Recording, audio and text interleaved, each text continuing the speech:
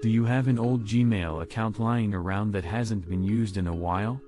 If so, you should log into this account at least once every 24 months. The reason for this is that Google has recently updated its policy for inactive accounts. The 2020 policy update that ended Google Photos' unlimited storage benefits is worth noting. Google said that it can delete Gmail accounts that have not been used for more than 2 years. But there is no reason to panic yet. The new update will come around December this year. That is, you are getting enough time to remember or restore your old login information.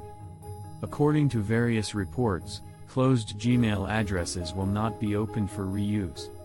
According to the information provided by Google, sending or reading emails, using Google Drive, watching YouTube videos, downloading apps from the Google Play Store, using Google Search, or logging in third-party apps or services using Google, etc. are included in the account activity. That is, if you have done any of the past 2 years using your old Gmail account, there is no reason to worry, at least your account will not be deleted due to the above reasons. However, it is not known whether the account used in the case of alias set for the primary address will be captured in the account activity.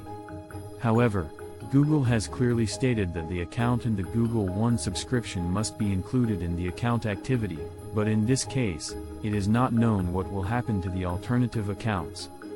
When this new rule starts, accounts that have not been used for a long time will first receive notifications for a few months to that email and the recovery email associated with it, if any. Even after this, if the Gmail account is not logged in, it can be deleted by Google.